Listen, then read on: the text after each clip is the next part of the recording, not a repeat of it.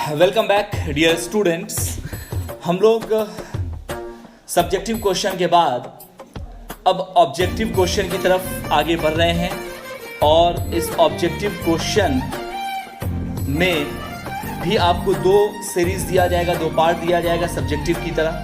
पहले हम बात कर लेते हैं यूनिट वाइज क्वेश्चन बैंक का, ठीक है, बिल्कुल यूनिट वाइज, जिसका पहला क्वेश्चन है our ancestors enjoyed dot dot rules.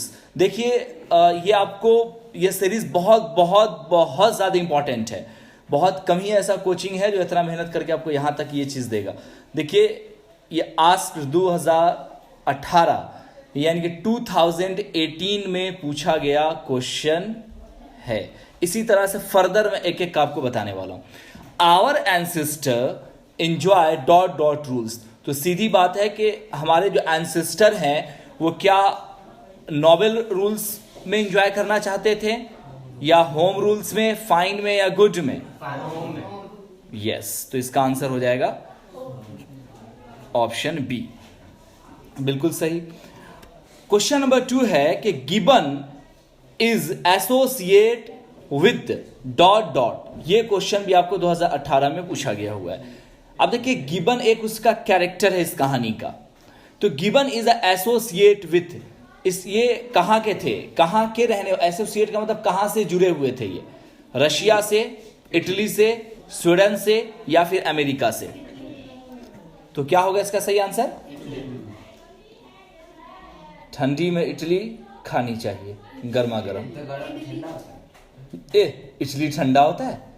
हाँ, सिंघारा इडली सब एक ही फैमिली का चीज है ना। इडली, अरे इडली इडली, ओहो, तब इतना मिलता जुलता कौन नाम बोलता है? ये याद रखने के लिए उससे मिलता जुलता सिंबल बना रहे हैं। चलिए, यूरोपियन सिविलाइजेशन विल मीन, ये क्वेश्चन अगर आप लोग बता दिए तो मजा आ जाएगा, तो कोशिश कीजिए। यूरोपियन सिविलाइजेशन विल मीन, क्योंकि इसमें जरूरी नहीं है पूरा चैप्टर को पढ़ना, इसमें दिमाग लगाने की जरूरत है, इंग्लिश का वर्ड मीनिंग आने की जरूरत है। यूरोपियन सिविलाइजेशन विल मीन,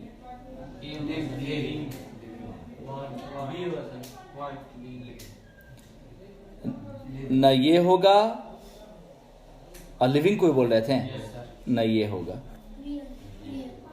अब हम जब बोले कि वो ना होगा तब तक बचेगा, तब बुढ़वा बना रही है, सब एक बोल रहा है वही ना। अगर रियल बोलिए, रियल पे बोलेंगे ना होगा तब देखी तो बचेगा तब। चलिए ऐसा ही कुछ है, क्वेश्चन को समझिए पहले क्या कह रहा है। European civilisation will mean, European civilisation will mean यानी यहां पे मीन का मतलब मीनिंग से नहीं है, ये मैन वाला है। हमारे लोगों के लिए जो यूरोपियन सिविलाइजेशन है वो क्या है?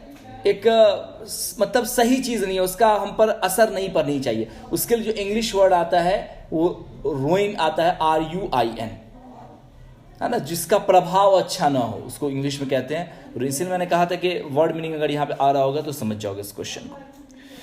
अगला, dot dot are the rulers of ancient Egypt, ये तो बता ही सकते हो, प्रयास करो।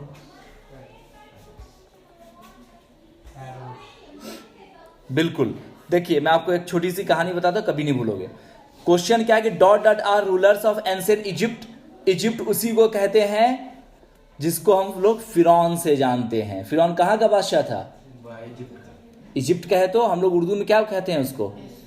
मिस्र की कहानी, बिल्कुल सही बात। जिसकी लाश आज तक जिंदा है और इसका सिंबॉलिक स्ट्रक्चर कुरान पेश कर चुका है कि वो कभी सरने को नहीं। तो मिस्र आर रूलर्स इन इजिप्ट। आपको क्या लगता है, फिरौन की जो हम बात करते हैं तो फिरौन एक वही बादशाह था? ऐसा नहीं है।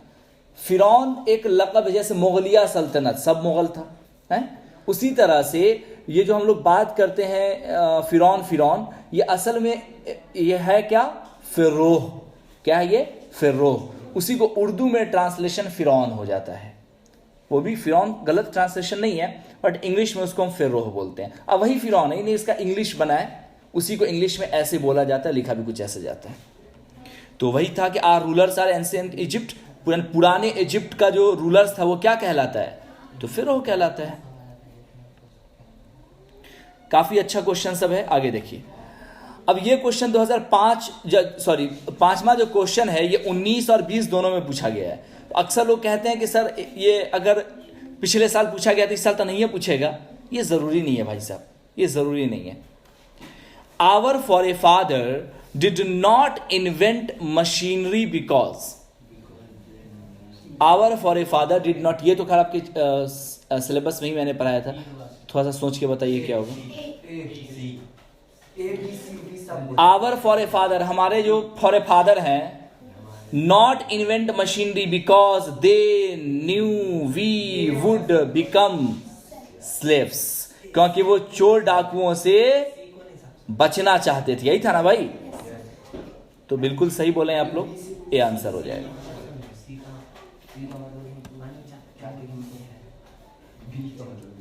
सी लगता है, लेकिन उनके लिए लगेगा जिसको मैंने कहानी नहीं पढ़ाया है, उनके लिए लगेगा ऐसा। जो लोग पढ़े हैं उनको तो पता है कि वो जो हमारे जो बूढ़े लोग थे वो कहानी शहर में आना चाहते थे। चोर डाकू, उसी तरह से वैश्या, इन लोगों से उनको प्रॉब्लम था, शहर में नहीं आना चाहते थे वो लोग। का पढ़े रे? हाँ, उनका ऐसा मानना था कि शहर में ये सारी चीजें हैं, इसकी वजह से वहां सुटेबल वो महसूस नहीं करते थे। दिस सेंटेंस, आप ये महात्मा गांधी समझ रहे हैं ना कब इंतकाल किए हैं, तो उस वक्त में ऐसा अभी भी है। हालांकि कुछ लोग, कुछ तो नहीं कहेंगे, बड़ी संख्या है। आज भी जो बूढ़ा सब ना बोले थे, हम पढ़ाए थे तो वो उठेगा नहीं, बाप रे बाप, ज्यादा कोशिश के 10 गो गाली उससे सुनना पड़ जाएगा। शहर में नहीं आना चाहते हैं वो लोग, आज भी मानना पड़ेगा। अभी हम लोग का जो जनरेशन है, अपने सबका जो जनरेशन है, ये सबको तो कोई फर्क नहीं पड़ता, जहाँ उठा के ले जाओ, खाली फैसिलिटी मिलनी चाहिए। फैसिलिटी में सबसे नंबर 1-2 फैसिलिटी, छोड़ दीजिए, आप लोग मुस्कुरा रहे हैं, समझ लग रहा है। दिस सेंटेंस आफ्टर, ए भाइयों कहाँ ध्यान है आपका? गजब करते हैं, मतलब यहाँ हम पढ़ा रहे हैं, आप कुछ और कर रहे हैं। दिस सेंटेंस आफ्टर ऑल, देखिएगा, बंद कीजिए mobile. This sentence after all there is a something in Hinduism that has kept it alive up till now. ये भी देखिए, आपको 2019 और 2020 में पूछा गया प्रश्न है।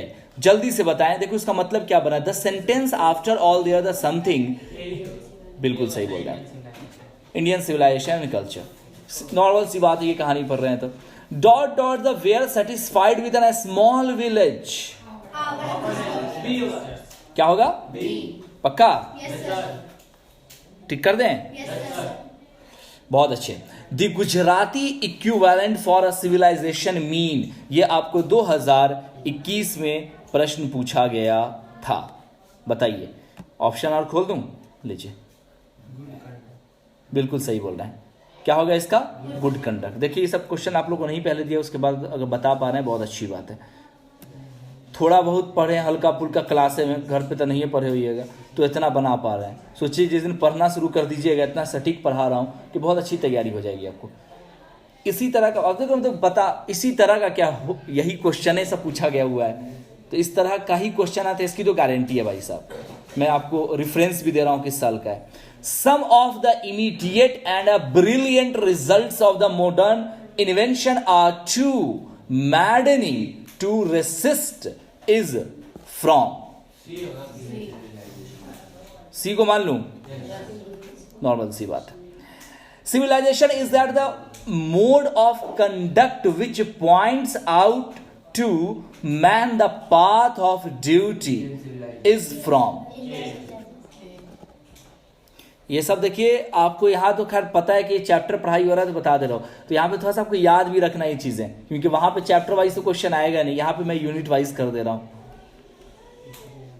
आगे देखा जाए, अगला क्वेश्चन पढ़िए, जल्दी से बताइए तो क्या होगा इसका?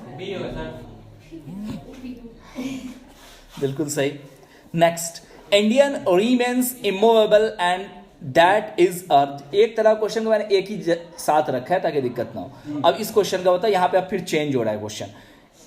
इंडियन रिमेन्स वो सब हो गया, इंडियन सिविलाइजेशन वाला। अब यहां बताओगे क्या होगा? Indian remains immovable and that is her, ये आपको 2000, बिल्कुल सही। इधर से भी आप लोग सही बोल रहे थे, बॉयज भी। नॉर्मल सी बात है कि आपको जो कहानी दिया गया है उसमें ना पावर की बात है, ना ऑनेस्टी की बात है, इंडिपेंडेंस की बात है तो ग्लोरी की बात है ना। वो किसके बारे में बात किया गया है? इंडियन सिविलाइजेशन के बारे में। ये स्टिल अलाइव था ना, उसके बाद एक ग्लोरी वर्ड था, तो यहां से पकड़ में आ जा रहा है कि ग्लोरी आंसर होने वाला है।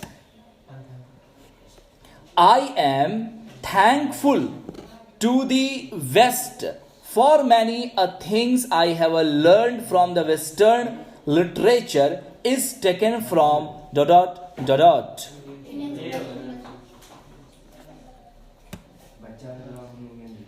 आगे, which nation has been called the young stage of ancient people?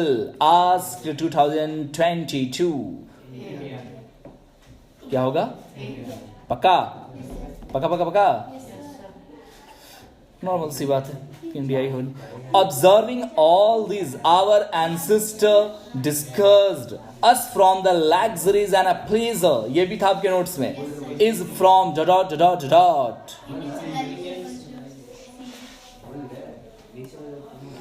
तो ओवरऑल ये आपको 15 क्वेश्चन है जो आपको यूनिट वाइज में दिया गया है।